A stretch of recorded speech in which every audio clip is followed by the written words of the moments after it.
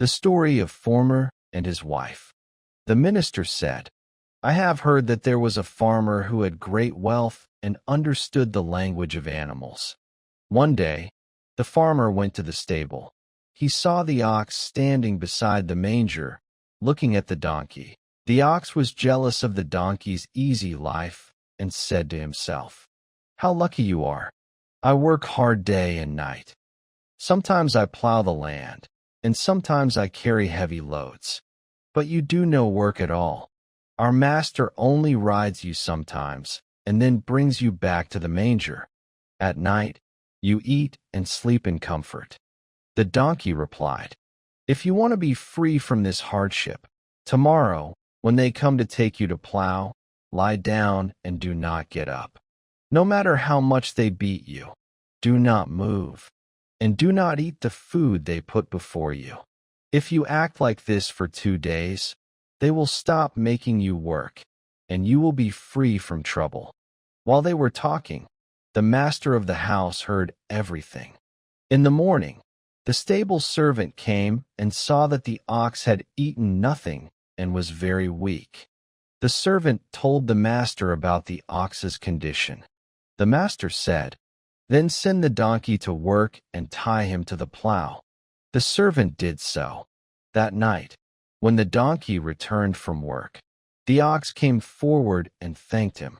But the donkey said nothing, because he regretted what he had advised. The next day, the donkey was again taken out to plow. That night, he returned tired and exhausted. The ox came to him once more. The donkey said sadly, Know that I am your friend and wish you well. I heard the master say to the servant, If tomorrow the ox is taken to the field and he is lazy, kill him. I told you this out of kindness, that is all. When the ox heard this, he became frightened and said, Then tomorrow I must go to work. Once again, the master heard all these words. In the morning, the master came to the stable with his wife and said to the servant, Send the ox to work today. When the ox saw the master, he raised his tail, made a sound, and jumped happily. The master laughed at this sight. He laughed so much that he fell to the ground from laughter. His wife asked, Why are you laughing so much? The master said, There is a secret in this matter that I cannot tell. His wife said, Are you laughing at me? Because the master loved his wife very much, he said, My dear, only for your sake will I tell you my secret.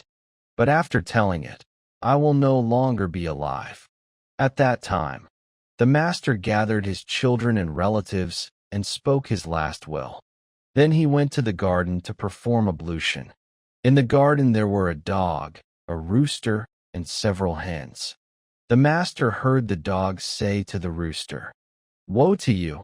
Our master is going toward his death. Why are you so happy? The rooster replied, Our master has little wisdom.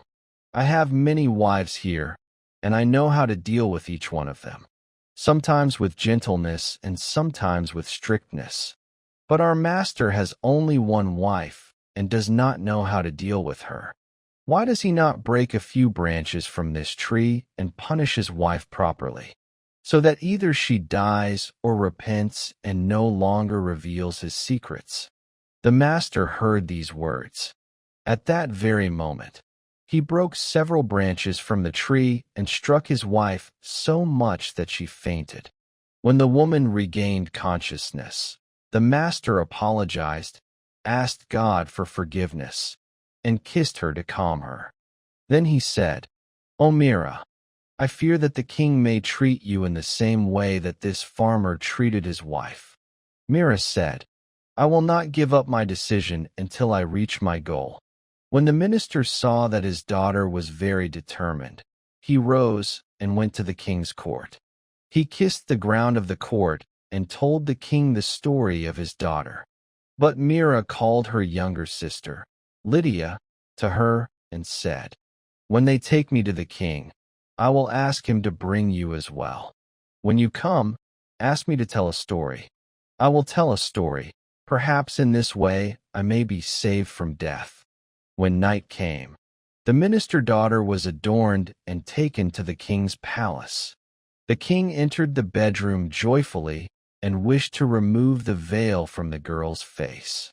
Mira began to weep and said, "O king, I have a younger sister who has always been my companion. Now I beg you to bring her as well, so that before we part, I may bid her farewell."